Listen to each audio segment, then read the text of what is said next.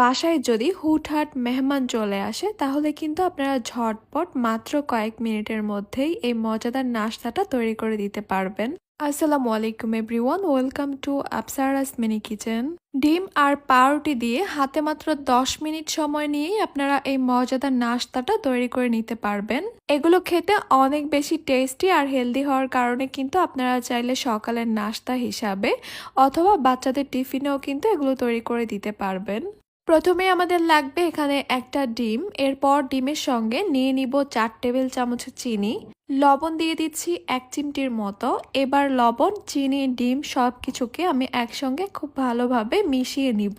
একটু সময় নিয়ে মিশাতে হবে যেন চিনিটা সম্পূর্ণভাবে গলে যায় আর ডিমেরও যেন কোনো লাম্পস না থাকে। আমি এখানে একটা ডিম নিয়েছি আর একটা ডিম দিয়ে কিন্তু 4 থেকে 5 পিস পাউরুটির নাস্তা তৈরি করে নেওয়া যাবে। পাউরুটি যদি বেশি পরিমাণে নেন তাহলে কিন্তু এখানে ডিমের পরিমাণটাও বাড়িয়ে নিতে হবে। আমি প্রায় 2 মিনিটের মতো সবকিছুকে বিট করে নিয়েছি আর যখন দেখতে পারবেন কালারটা কিছুটা চেঞ্জ হয়ে গেছে তখন বুঝতে হবে চিনিটা সম্পূর্ণভাবে গলে গেছে আর ডিমেরও কোনো লাম্পস নেই। এই অবস্থায় আমি এখানে দিয়ে দিব রুম টেম্পারেচারে থাকা 1 কাপ লিকুইড দুধ, 1 চিমটি দিয়ে দিচ্ছি এলাচ গুঁড়া। আপনারা এখানে চাইলে দারুচিনি গুঁড়া দিতে পারেন অথবা চাইলে কিন্তু এখানে ভ্যানিলা এসেন্সও দিতে পারেন। আবারও সবকিছুকে একসঙ্গে একটু ভালোভাবে মিশিয়ে নিচ্ছি। সবকিছু ভালোভাবে মিশিয়ে নেওয়া হয়ে গেলে এই মিশ্রণটাকে আমি একটা সাইডে রেখে দিচ্ছি। এরপর আমি পাউরুটিগুলোকে রেডি করে নিব। আমি একসঙ্গে 2 পিস করে পাউরুটি নিয়ে নিয়েছি। এরপর পাউরুটির যে চারপাশে ব্রাউন অংশগুলো আছে সেগুলোকে কেটে আমি আলাদা করে ফেলবো। এরপর 2 পিস পাউরুটিকে আমি একই সঙ্গে মাঝখান থেকে 2 ভাগে কেটে নিব। এইভাবে 5 থেকে 6 পিস পাউরুটিকে আমি 2 পিস করে কেটে নিয়েছি। আপনারা আপনাদের প্রয়োজন অনুযায়ী এভাবে কেটে নেবেন। এইবার এখান থেকে 1 পিস করে পাউরুটি নিয়ে ডিম আর দুধের মিশ্রণের সঙ্গে আমি 2 পাশ থেকে খুব ভালোভাবে মিশিয়ে নিব। একটা কাঁটা চামচের সাহায্যে এই ডিম আর দুধের মিশ্রণের সঙ্গে পাউরুটির পিসটাকে খুব ভালোভাবে আমি ভিজিয়ে নিচ্ছি। খুব বেশি সময় ধরে এই মিশ্রণের সঙ্গে রাখা যাবে না, যেহেতু পাউরুটি অনেক বেশি সফট তাই ভেঙে যাওয়ার চান্স থাকে। এবার এগুলোকে ভাজার জন্য একটা প্যানে আমি নিয়ে নিচ্ছি 1 টেবিল চামচ বাটার।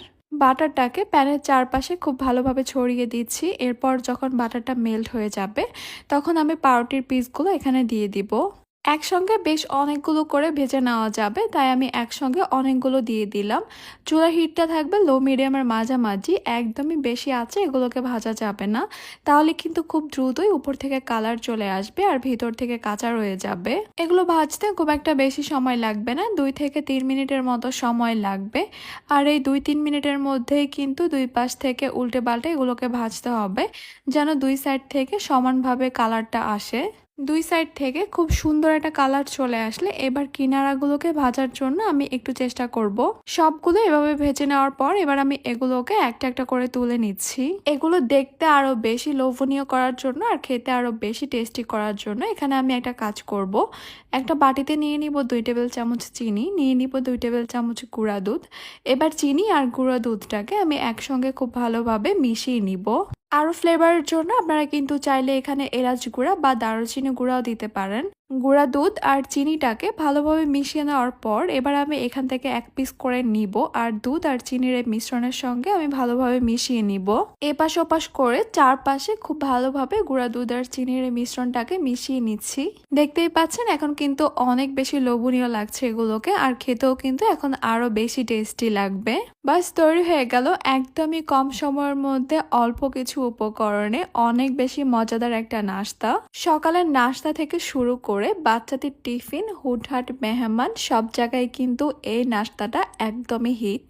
খুবই সহজ একটা রেসিপি, আপনারা যদি একবার তৈরি করেন আমার মনে হয় আপনারা এই নাস্তাটার ফ্যান হয়ে যাবেন। আশা করছি আমার আজকের রেসিপি আপনাদের কাছে খুবই ভালো লেগেছে আর সহজে লেগেছে আর আপনাদের কাজেও আসবে। তাহলে আজকে এই পর্যন্তই। সবাই অনেক বেশি ভালো থাকবেন, সুস্থ থাকবেন। আল্লাহ হাফেজ।